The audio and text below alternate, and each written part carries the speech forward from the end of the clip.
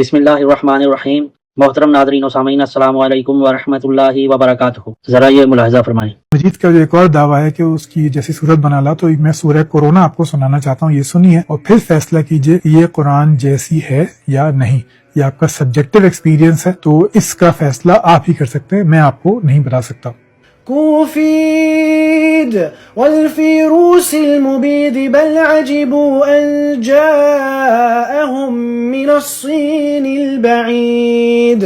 Doctor فراز کہیں سے عربی کے چند جملے ڈھونڈ ڈھانڈ کر لائے ہیں جن کو وہ یہ ثابت کرنے کی کوشش کر رہے ہیں کہ ہم قرآن جیسی کوئی آیت بنا لائے ہیں۔ کیا کوئی بھی عربی کا جملہ بول دینے سے قرآن بن سکتا ہے؟ ابھی ہم ان کو عقل کی کسوٹی پر رکھ کر چیک کرتے ہیں۔ مہلک بیماری کی قسم اور تباہی مچانے والی ہواؤں کی قسم، یہ قرآن پاک کی آیات کی کاپی کرنے کی کوشش کی گئی ہے، جو کہ ایک انتہائی ناکام کوشش ہے۔ اس کا جواب دینے سے پہلے میں آپ لوگوں کو ایک لطیفہ سناتا ہوں کہ ہمارے ہاں سے ایک آدمی کسی عرب کنٹری میں جاتا ہے اور وہاں پر جا کر جو ہے اس کا کسی عربی سے تکرار ہو جاتا ہے، اور پھر وہ اپنی زبان کے اندر عربی کو گالیاں دے دیتا ہے، اور پھر جو عربی ہوتا ہے وہ بھی آگے سے اس کو گالیاں دیتا ہے، تو وہ آگے سے ہاتھ باندھ کر کھڑا ہو جاتا ہے۔ جب واپس آتا ہے تو کہتا ہے کہ میرا ایک عربی سے جھگڑا ہوا تھا تو میں نے اس کو اپنی زبان میں گالیاں دی، لیکن اس نے آگے سے مجھے تلاوت کر کے سنا دی۔ اب اس عربی نے بھی آگے سے گالیاں ہی دی تھی، لیکن اس نے عربی زبان میں دی تھی اور آپ کو پتہ نہیں چلا کہ اس نے کیا بولا ہے۔ تو ان لوگوں کا حال بھی کچھ ایسا ہی ہے۔ اب میں آپ کو ایک پیراگراف دکھاتا ہوں جس میں عربی لکھی ہوئی ہے۔ اب وہ آدمی جو عربی نہیں جانتا اور وہ اس پیراگراف کو پڑھ کے کہے کہ یہ قرآن جیسی آیتیں ہیں، تو اس سے ایک سادہ لو آدمی جس نے کبھی عربی نہیں سیکھی اور نہ ہی وہ قرآن کے اسلوب سے واقف ہے، ڈاکٹر فراز جیسے لوگ عربی کے چند جملوں کو پیش کر کے ان لوگوں کے سامنے جو عربی سے واقفیت نہیں رکھتے، ان لوگوں کے دلوں میں شکوک و شبہات پیدا کرنے کی کوشش کرتے ہیں۔ میں ڈاکٹر فراز اور ان جیسے جتنے بھی ملحدین ہیں، میں ان کو ایک مشورہ دیتا ہوں کہ آپ تعصب کی اینک کو اتار کر قرآن پاک کو پڑھیں گے تو آپ کو قرآن پاک میں ایسی چیزیں ملیں گی جو کسی انسان کے بس کی بات نہیں ہے۔ 1400 سال پہلے اللہ کے رسول صلی اللہ علیہ وسلم کے دور میں کاؤنٹنگ کے لیے لوگ پتھروں کا استعمال کرتے تھے۔ قرآن پاک کی صورتوں کے اندر اس دور میں اس کا ایسا میتھمیٹیکل بیلنس رکھنا انتہائی مشکل اور پیچیدہ کام تھا۔ آئیے ہم قرآن کی ایک چھوٹی سورت کے مقابلے میں اس کا موازنہ کرتے ہیں۔ والعصر، یہ سورت 3 آیات پر مشتمل ہے۔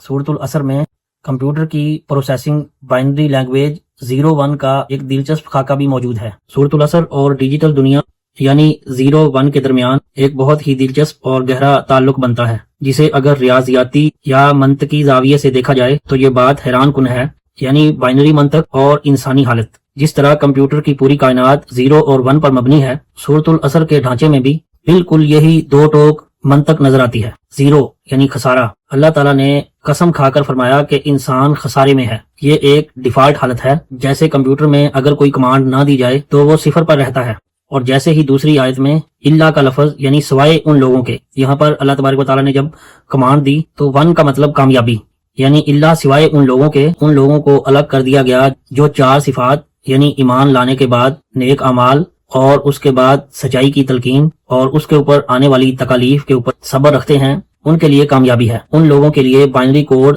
1 ہے۔ جس طرح ڈیجیٹل سسٹم میں اگر ایک بھی سرکٹ 0 ہو جائے تو نتیجہ بدل جاتا ہے، اسی طرح عصر میں یعنی وقت میں کامیابی حاصل کرنے کے لیے ان 4 شرائط کو پورا کرنا لازمی ہے۔ اگر ان میں سے ایک بھی غائب ہو تو انسان واپس خسارے میں چلا جائے گا۔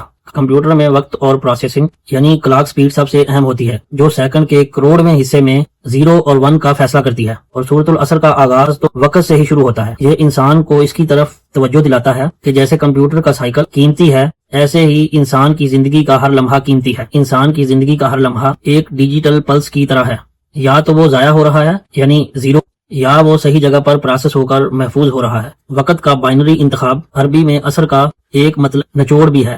یہاں اللہ تعالیٰ نے انسان کو صرف 2 راستے یعنی 0 اور 1 کے درمیان کھڑا کر دیا ہے، یا تو وہ خسارہ بائنری کوڈ یعنی 0 ہے، یا وہ استثناء والے کامیاب گروہ بائنری کوڈ نمبر 1 میں ہے۔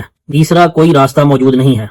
اور اگر عصر کا معنی حروف ابجد کے حساب سے دیکھا جائے تو عین کا مطلب 70 اور سواد کا مطلب 90 اور را کا مطلب 200، یعنی ان تینوں کی تعداد 360 کا ہندسہ بنتی ہے، جو کہ ایک وقت کا سرکل بناتی ہے۔ گویا کہ سورت کا پہلا لفظ ہی وقت کے پورے سسٹم کو ریاضیاتی طور پر قید کر لیتا ہے۔ عصر کا ایک مطلب نچوڑنا بھی ہے، جس طرح کسی پھل کا جوس نکالا جاتا ہے، یعنی اس کا مطلب یہ ہے کہ وقت انسان کو نچوڑ رہا ہے۔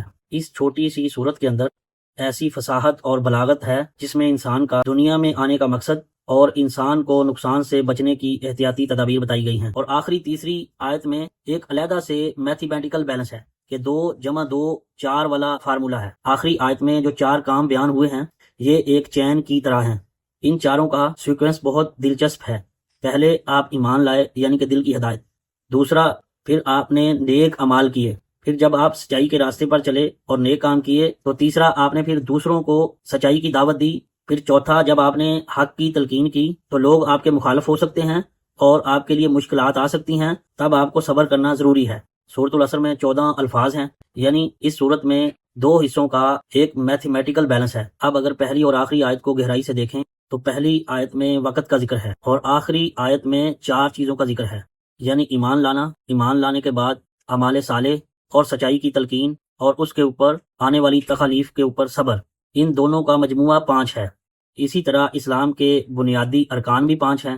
یہ اس کی طرف اشارہ ہے کہ وقت کا صحیح تعین کرنے کے لیے ان 5 پلرز پر عمل کرنا ضروری ہے۔ اور دوسری حیران کن بات یہ ہے کہ اس میں سواد کا لفظ بھی 5 مرتبہ استعمال ہوا ہے، اور پھر اس میں ہر آیت کے آخر میں را لفظ کا آنا سورت کو ایک خاص میتھمیٹیکل ریدم دیتا ہے۔ قرآن پاک کی ہر آیت نہ تو شعر ہے، نہ نثر ہے، اور نہ ہم قافیہ ہے۔ اور بعض صورتوں کا تو آغاز ہی اللہ تعالیٰ نے ایسے لفظوں سے کیا، الف لام میم، الف لام را، الف لام میم صاد، طہ، یاسین، یعنی کہ ایسے الفاظات کے ساتھ آغاز کیا گیا جس کا عرب کے لوگوں کے پاس کوئی جواب نہیں تھا۔ عربی کے چند جملوں کو جوڑ لینے سے قرآن نہیں بن سکتا۔ اگر ایسا ہوتا تو عرب میں بہت بڑے بڑے ادیب، شعراء اور عربوں میں ایسے بہت سے لوگ موجود تھے کہ جن کے بارے میں مشہور تھا کہ ان جیسا کلام کوئی نہیں کر سکتا۔ جب قرآن نازل ہوا تو اس وقت قرآن نے یہ چیلنج کیا تو کوئی بھی بڑے سے بڑا عربی ادیب قرآن کے مقابلے میں کلام پیش نہیں کر سکا۔